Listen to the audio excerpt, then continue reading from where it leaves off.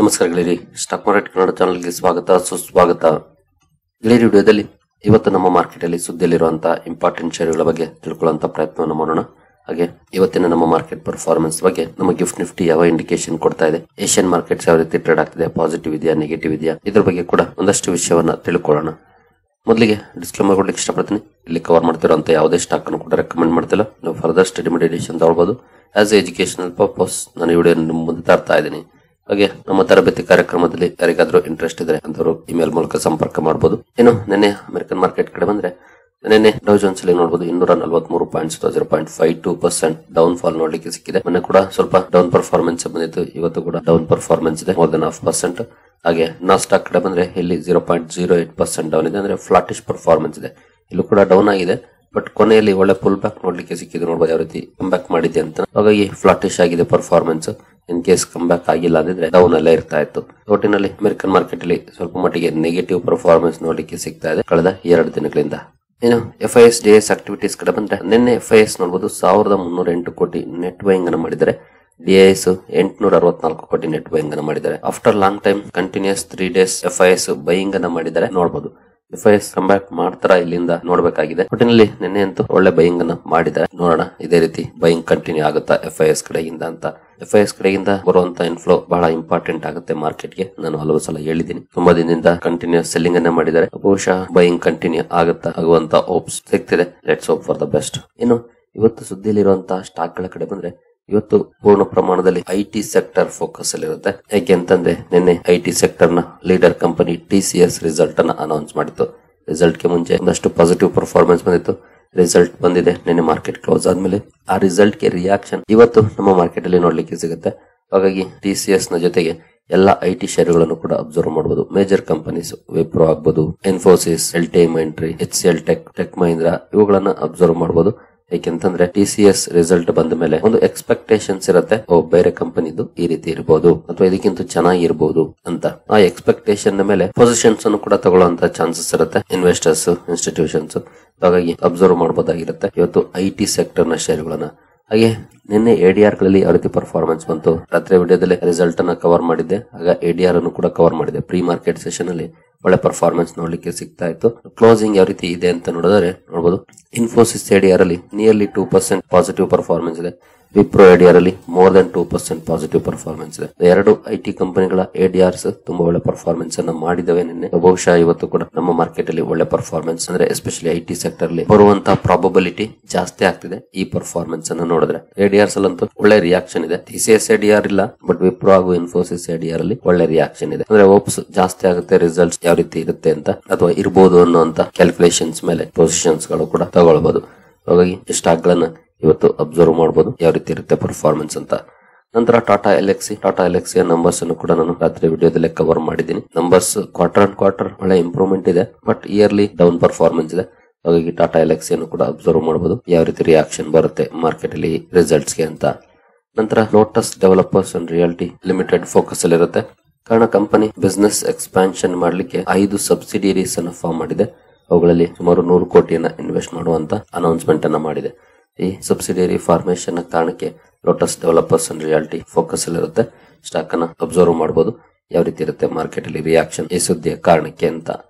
ನಂತರ 5 ಪೈಸಾ ಕ್ಯಾಪಿಟಲ್ ಸುದ್ದಿಯಲ್ಲಿ ಇರುತ್ತೆ. ಕಾರಣ ಕಂಪನಿ ರಿಸಲ್ಟ್ ಅನ್ನ ಅನೌನ್ಸ್ ಮಾಡಿದೆ. ರಿಸಲ್ಟ್ ನ ಜೊತೆ ನೋಡಬಹುದು 5 paisa capital merges IT and cyber security committee merger ಮಾಡಿದೆ. IT and cyber security committees ಅನ್ನ. ಜೊತೆಗೆ ರಿಸಲ್ಟ್ಸ್ ಅಲ್ಲಿ ಪರ್ಫಾರ್ಮೆನ್ಸ್ ಡೌನ್ ಇದೆ. Especially year on year revenue wise ಆಗಲಿ, ಎಬಿಟ್ ಅಲ್ಲಿ, ನೆಟ್ ಪ್ರಾಫಿಟ್ ಅಲ್ಲಿ 3 ಕಡೆ ಡೌನ್ ಪರ್ಫಾರ್ಮೆನ್ಸ್ ನೋಡ್ಲಿಕ್ಕೆ ಸಿಕ್ಕಿದೆ. ಹಾಗಾಗಿ ಸ್ಟಾಕ್ ಅನ್ನ ಅಬ್ಸರ್ವ್ ಮಾಡಬಹುದು ಯಾವ ರೀತಿ ಮಾರ್ಕೆಟ್ ಅಲ್ಲಿ ರಿಯಾಕ್ಷನ್ ಬರುತ್ತೆ ಈ ಸುದ್ದಿಗೆ 5 ಪೈಸಾ ಕ್ಯಾಪಿಟಲ್ ಅಲ್ಲಿ ಅಂತ. ನಂತರ ಅಫ್ಘಾನ್ಸ್ ಇನ್ಫ್ರಾಸ್ಟ್ರಕ್ಚರ್ ಫೋಕಸ್ ಅಲ್ಲಿ ಇರುತ್ತೆ. ಕಾರಣ ಕಂಪನಿಗೆ 576 ಕೋಟಿ ಆರ್ಡರ್ ಸಿಕ್ಕಿದೆ. ನೋಡಬಹುದು Afcons infra secures 576 crore contract for infrastructure projects. Civil infrastructure projects ಗೆ ಸಂಬಂಧಪಟ್ಟಂತೆ 576 ಕೋಟಿ ಆರ್ಡರ್ ಸಿಕ್ಕಿದೆ. ಈ ಆರ್ಡರ್ ನ ಕಾರಣಕ್ಕೆ ಸ್ಟಾಕ್ ಅನ್ನ ಅಬ್ಸರ್ವ್ ಮಾಡಬಹುದು. ನಿಮ್ಗೆಲ್ಲರಿಗೂ ಗೊತ್ತಿರೋ ಹಾಗೆ ಇತ್ತೀಚೆಗೆ ಲಿಸ್ಟ್ ಆದಂತಹ ಕಂಪನಿ, ಜೊತೆಗೆ ಒಳ್ಳೊಳ್ಳೆ ಆರ್ಡರ್ ಗಳಂತೂ ಕಂಪನಿಗೆ ಸಿಗ್ತಾ ಇದೆ. ಅಬ್ಸರ್ವ್ ಮಾಡಬಹುದು ಇವತ್ತು 576 ಕೋಟಿ ಪ್ರಾಜೆಕ್ಟ್ ಸಿಕ್ಕಿರೋ ಕಾರಣಕ್ಕೆ ಯಾವ ರೀತಿ ಪರ್ಫಾರ್ಮೆನ್ಸ್ ನೋಡ್ಲಿಕ್ಕೆ ಸಿಗುತ್ತೆ ಮಾರ್ಕೆಟ್ ಅಲ್ಲಿ ಅಂತ. ನಂತರ NTPC ಗ್ರೀನ್ ಎನರ್ಜಿ ಕೂಡ ಫೋಕಸ್ ಅಲ್ಲಿ ಇರುತ್ತೆ. ಕಾರಣ ಕಂಪನಿ ಗುಜರಾತ್ ಗವರ್ನಮೆಂಟ್ ನ ಜೊತೆ ಸೋಲಾರ್ ಹಾಗೂ ವಿಂಡ್ ಪ್ರಾಜೆಕ್ಟ್ ಗಳಿಗೆ ಸಂಬಂಧಪಟ್ಟಂತೆ ಒಪ್ಪಂದವನ್ನು ಮಾಡಿಕೊಂಡಿದೆ. NTPC ಗ್ರೀನ್ ಕೂಡ ಸುದ್ದಿಲಿರುತ್ತೆ. ಜೊತೆಗೆ ಎನ್ಟಿಪಿಸಿ ಲಿಮಿಟೆಡ್ ಎನ್ಟಿಪಿಸಿ ಗ್ರೀನ್ ನ ಪೇರೆಂಟ್ ಕಂಪನಿ ಏನಿದೆ ಎನ್ಟಿಪಿಸಿ ಲಿಮಿಟೆಡ್ ಇದು ಕೂಡ ಸುದ್ದಿಯಲ್ಲಿರುತ್ತೆ. ಕಾರಣ ಎನರ್ಜಿ ಸೆಕ್ಟರ್ ಅಲ್ಲಿ ಇರುವಂತಹ ಅಪರ್ಚುನಿಟೀಸ್ ಎಕ್ಸ್ಪ್ಲೋರ್ ಮಾಡ್ಲಿಕ್ಕೆ ಎನ್ಟಿಪಿಸಿ ಕೂಡ ಗುಜರಾತ್ ಗವರ್ನಮೆಂಟ್ ಜೊತೆ ಒಪ್ಪಂದವನ್ನ ಮಾಡಿಕೊಂಡಿದೆ. ಈ ಎರಡು ಸ್ಟಾಕ್ ಗಳು ಕೂಡ ಫೋಕಸ್ ಇರುತ್ತವೆ. ಎನರ್ಜಿ ಸೆಕ್ಟರ್ ಗೆ ಸಂಬಂಧಪಟ್ಟಂತೆ ಎನ್ಟಿಪಿಸಿ ಒಪ್ಪಂದವನ್ನ ಮಾಡಿಕೊಂಡ್ರೆ, ಸೋಲಾರ್ ಹಾಗೂ ವಿಂಡ್ ಪ್ರಾಜೆಕ್ಟ್ ಗಳಿಗೆ ಸಂಬಂಧಪಟ್ಟಂತೆ ಎನ್ಟಿಪಿಸಿ ಗ್ರೀನ್ ಒಪ್ಪಂದವನ್ನ ಮಾಡಿಕೊಂಡಿದೆ. ಎರಡು ಸ್ಟಾಕ್ ಗಳನ್ನು ಕೂಡ ಇವತ್ತು ಅಬ್ಸರ್ವ್ ಮಾಡಬಹುದು. ಈ ನ್ಯೂಸ್ ನ ಕಾರಣಕ್ಕೆ ಸ್ಟಾಕ್ ಗಳಲ್ಲಿ ಏನಾದ್ರು ರಿಯಾಕ್ಷನ್ ಬರುತ್ತಾ ಅಂತ. ನಂತರ ರೈಲ್ಟೆಲ್ ಕಾರ್ಪೊರೇಷನ್ ಕೂಡ ಸುದ್ದಿಯಲ್ಲಿರುತ್ತೆ. ಕಾರಣ ಕಂಪನಿಗೆ 18 ಕೋಟಿ ಆರ್ಡರ್ ಸಿಕ್ಕಿದೆ.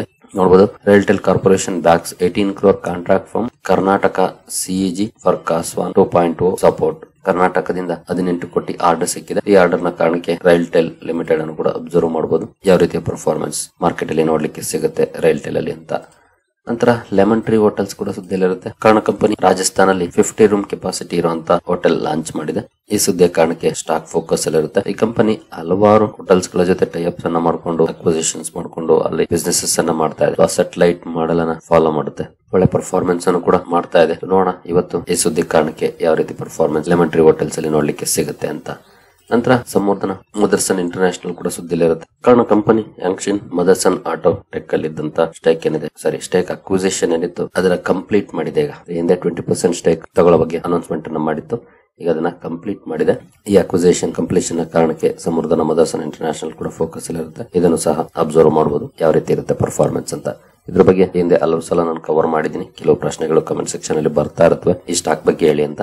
ಇದೊಂದು ಆಟೋ ಸ್ಪೇರ್ಸ್ ಅಲ್ಲಿ ಕೆಲಸ ಮಾಡುವಂತಹ ಕಂಪನಿ ಅಥವಾ ಆಟೋ ಎನ್ಸಿಲರೀಸ್ ಅಲ್ಲಿ, ಜೊತೆಗೆ ಗ್ಲೋಬಲ್ ಪ್ರೆಸೆನ್ಸ್ ಅನ್ನ ಹೊಂದಿರುವಂತಹ ಕಂಪನಿ. ಆಟೋದಲ್ಲಿ ಯಾವ ದೇಶದಲ್ಲಿ ಅಥವಾ ಯಾವ ಖಂಡದಲ್ಲಿ ಸ್ಲೋ ಡೌನ್ ಕಂಡು ಬಂದ್ರೂ ಕೂಡ ಕಂಪನಿಯ ಮೇಲೆ ಅದರ ಇಂಪ್ಯಾಕ್ಟ್ ಆಗುತ್ತೆ. ಯಾಕಂದ್ರೆ ಗ್ಲೋಬಲ್ ಪ್ರೆಸೆನ್ಸ್ ಅನ್ನ ಹೊಂದಿದೆ. ಥ್ರೂಔಟ್ ದ ವರ್ಲ್ಡ್ ಕಂಪನಿ ಕೆಲಸ ಮಾಡುತ್ತೆ, ಜೊತೆಗೆ ಸೇಲ್ಸ್ ಮಾಡುತ್ತೆ. ಹಾಗಾಗಿ ಆಟೋ ಸೆಕ್ಟರ್ ನ ಪರ್ಫಾರ್ಮೆನ್ಸ್ ಮೇಲೆ ಇದರ ಪರ್ಫಾರ್ಮೆನ್ಸ್ ಡಿಪೆಂಡ್ ಆಗುತ್ತೆ.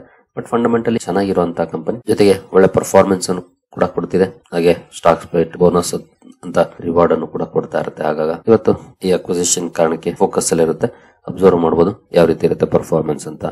ನಂತರ ಲಾಯ್ಡ್ಸ್ ಎಂಜಿನಿಯರಿಂಗ್ ವರ್ಕ್ಸ್ ಲಿಮಿಟೆಡ್ ಕೂಡ ಸುದ್ದಿಯಲ್ಲಿ ಇರುತ್ತೆ. ಕಾರಣ ಕಂಪನಿ ಫ್ಲೈ ಫೋಕಸ್ ಜೊತೆ ಒಪ್ಪಂದವನ್ನು ಮಾಡಿಕೊಂಡಿದೆ. ಡಿಫೆಂಡರ್ ಸಿಗಿಟ್ UAV ಜಾಯಿಂಟ್ ಡೆವಲಪ್ಮೆಂಟ್ ಗೆ ಸಂಬಂಧಪಟ್ಟಂತೆ ಈ ಸುದ್ದಿ ಕಾರಣಕ್ಕೆ ಲಾಯ್ಡ್ಸ್ ಎಂಜಿನಿಯರಿಂಗ್ ಅನ್ನು ಕೂಡ ಅಬ್ಸರ್ವ್ ಮಾಡಬಹುದು ಯಾವ ರೀತಿ ಇರುತ್ತೆ ಮಾರ್ಕೆಟ್ ರಿಯಾಕ್ಷನ್ ಸ್ಟಾಕ್ ಅಲ್ಲಿ ಅಂತ.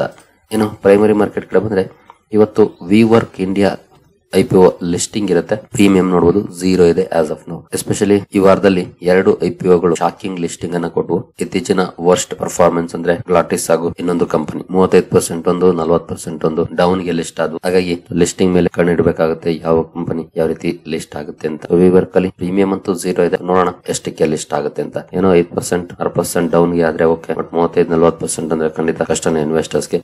ನೋಡೋಣ, ಎಲ್ಲದೂ ಅದೇ ರೀತಿ ಆಗೋದಿಲ್ಲ. ಬಟ್ ಇತ್ತೀಚಿನ ದಿನಗಳಲ್ಲಿ ಆ 2 IPOಗಳ ಲಿಸ್ಟಿಂಗ್ ನೋಡಿದ್ಮೇಲೆ IPO ಇನ್ವೆಸ್ಟರ್ಸ್ ಗೆ ಡವ ಅಂತ ಇರುತ್ತೆ ಎದೆಯಲ್ಲಿ. ನೋಡೋಣ ಇವತ್ತು ಲಿಸ್ಟಿಂಗ್ ಇದೆ, ಎಷ್ಟಕ್ಕೆ ಲಿಸ್ಟ್ ಆಗುತ್ತೆ ವಿ ವರ್ಕ್ ಇಂಡಿಯಾ IPO ಅಂತ. ಇನ್ನು ನೆಕ್ಸ್ಟ್ ರೂಬಿಕಾನ್ ರಿಸರ್ಚ್ IPO ಓಪನ್ ಇರುತ್ತೆ. ನೆನ್ನೆ ಓಪನ್ ಆಗಿದೆ, ಇವತ್ತು ಕೂಡ ಓಪನ್ ಇರುತ್ತೆ. ಇಂಟ್ರೆಸ್ಟ್ ಇರೋರು ಸ್ಟಡಿ ಮಾಡಬಹುದು. ಪ್ರೀಮಿಯಂ ನೋಡಬಹುದು 20.62 ಇದೆ, ಅಂದ್ರೆ ಅಬೌಟ್ 20% ಪ್ರೀಮಿಯಂ ರೂಬಿಕಾನ್ ರಿಸರ್ಚ್ ಅಲ್ಲಿ ನೋಡ್ಲಿಕ್ಕೆ ಕಾಣ್ತಾ ಇದೆ. ಡಿಸೆಂಟ್ ಪ್ರೀಮಿಯಂ ಇದೆ. ನೋಡೋಣ ಯಾವ ರೀತಿ ಇರುತ್ತೆ ಮುಂದೆ ಲಿಸ್ಟಿಂಗ್ ಅಂತ. ಇನ್ನು ಕೆನರಾ ರೋಬೆಕೋ ಇದು ಕೂಡ ಇವತ್ತು ಓಪನ್ ಇರುತ್ತೆ. ನೆನ್ನೆ ಓಪನ್ ಆಗಿದೆ. ನಿಯರ್ಲಿ 8% ಪ್ರೀಮಿಯಂ ನೋಡ್ಲಿಕ್ಕೆ ಕಾಣ್ತಾ ಇದೆ ಕೆನರಾ ರೋಬೆಕೋದಲ್ಲಿ. ಅದರ ಜೊತೆಗೆ ಕೆನರಾ HSBC ಲೈಫ್ ಕೂಡ ಇವತ್ತಿಂದ ಓಪನ್ ಆಗ್ತಾ ಇದೆ. ನೋಡಬಹುದು ಪ್ರೀಮಿಯಂ 10 ರೂಪೀಸ್ ಇದೆ, ಅಂದ್ರೆ 9.43% ಇದೆ. Above 9% premium as of now Canara HSBC life ಅಲ್ಲಿ ನೋಡ್ಲಿಕ್ಕೆ ಸಿಗ್ತಾ ಇದೆ. ಇಂಟ್ರೆಸ್ಟ್ ಇರೋರು ಸ್ಟಡಿ ಮಾಡಬಹುದು. ಇವುಗಳನ್ನು ಕೂಡ ಇವತ್ತಿಂದ ಓಪನ್ ಆಗ್ತಾ ಇದೆ ಈ ಕೆನರಾ HSBC. ಇನ್ನು ಗಿಫ್ಟ್ ನಿಫ್ಟಿ ಕಡೆ ಬಂದ್ರೆ, ಗಿಫ್ಟ್ ನಿಫ್ಟಿಯಲ್ಲಿ as of now flat performance ನೋಡ್ಲಿಕ್ಕೆ ಸಿಗ್ತಾ ಇದೆ, ಅಥವಾ ಸ್ಲೈಟ್ಲಿ ಡೌನ್ ಪರ್ಫಾರ್ಮೆನ್ಸ್ ಇದೆ. 15 ಪಾಯಿಂಟ್ಸ್ ಅಥವಾ 0.06% ಡೌನ್ ಅಲ್ಲಿ ಟ್ರೇಡ್ ಆಗ್ತಿದೆ. ಹಾಗೆ ಏಷ್ಯನ್ ಮಾರ್ಕೆಟ್ ಗಳ ಪರ್ಫಾರ್ಮೆನ್ಸ್ ಅನ್ನು ನೋಡಿದ್ರೆ ನೆಗೆಟಿವ್ ಇದೆ. ಜಕಾರ್ತಾ ಕಂಪೋಸಿಟ್ ಹಾಗೂ ಕೋಸ್ಪಿ ಮಾತ್ರ ಪಾಸಿಟಿವ್ ಅಲ್ಲಿ ಟ್ರೇಡ್ ಆಗ್ತದೆ. ಇನ್ನೆಲ್ಲ ಮಾರ್ಕೆಟ್ಸ್ ನೆಗೆಟಿವ್ ಅಲ್ಲಿ ಇದಾವೆ. ಬಟ್ ಗಿಫ್ಟ್ ನಿಫ್ಟಿ ಫ್ಲಾಟಿಶ್ ಆಗಿ ಟ್ರೇಡ್ ಆಗ್ತಿದೆ ಆಸ್ ಆಫ್ ನೌ ನೋಡಬಹುದು. ಸದ್ಯದ ಮಟ್ಟಿಗೆ ಸ್ಲೈಟ್ಲಿ ಡೌನ್ ಅಥವಾ ಫ್ಲಾಟಿಶ್ ಇಂಡಿಕೇಶನ್ ನೋಡ್ಲಿಕ್ಕೆ ಕಾಣ್ತಾ ಇದೆ ಗಿಫ್ಟ್ ನಿಫ್ಟಿ ಕಡೆಯಿಂದ. ಇನ್ನು ಕ್ರೂಡ್ ಕಡೆ ಬಂದ್ರೆ, ಕ್ರೂಡ್ ಅಲ್ಲಿ ಸ್ವಲ್ಪ ಮಟ್ಟಿಗೆ ಪಾಸಿಟಿವ್ ಪರ್ಫಾರ್ಮೆನ್ಸ್ ಇದೆ. 0.06% 65.26 ಅಲ್ಲಿ ಟ್ರೇಡ್ ಆಗ್ತಿದೆ. ಗೋಲ್ಡ್ ಅಲ್ಲೂ ಕೂಡ ಒಂದಷ್ಟು ಪಾಸಿಟಿವ್ ಪರ್ಫಾರ್ಮೆನ್ಸ್ ಇವತ್ತು ನೋಡ್ಲಿಕ್ಕೆ ಕಾಣ್ತಾ ಇದೆ. ಇನ್ನು ಡೌ ಜೋನ್ಸ್ ಫ್ಯೂಚರ್ಸ್ ಅಲ್ಲಿ ಪಾಸಿಟಿವ್ ಪರ್ಫಾರ್ಮೆನ್ಸ್ ಇದೆ. 70 ಪಾಯಿಂಟ್ಸ್ 0.15% ಅಪ್ ಅಲ್ಲಿ ಟ್ರೇಡ್ ಆಗ್ತಿದೆ. ಸದ್ಯದ ಮಟ್ಟಿಗೆ ನಿಫ್ಟಿಯಲ್ಲಿ ಫ್ಲಾಟಿಶ್ ಅಥವಾ ಸ್ಲೈಟ್ಲಿ ಡೌನ್ ನೋಡ್ಲಿಕ್ಕೆ ಕಾಣ್ತಿದೆ. Let's hope for the best. ಸರಿ ಗೆಳೆಯರಿ, ಈ ಎಲ್ಲ ಅಪ್ಡೇಟ್ಸ್ ನಿಮಗೆ ಇಷ್ಟ ಆಗಿದೆ ಅನ್ಕೊಳ್ತೀನಿ. ಹಾಗೆ ನಮ್ಮ ತರಬೇತಿ ಕಾರ್ಯಕ್ರಮದಲ್ಲಿ ಇಂಟ್ರೆಸ್ಟ್ ಇರುವಂತವರು ಇಮೇಲ್ ಮೂಲಕ ಸಂಪರ್ಕ ಮಾಡಬಹುದು. ಸರಿ ಗೆಳೆಯರಿ, ಮುಂದಿನ ವಿಡಿಯೋದಲ್ಲಿ ಸಿಗೋಣ. ಅಲ್ಲಿವರೆಗೂ ಜೈ ಹಿಂದ್, ಜೈ ಕರ್ನಾಟಕ.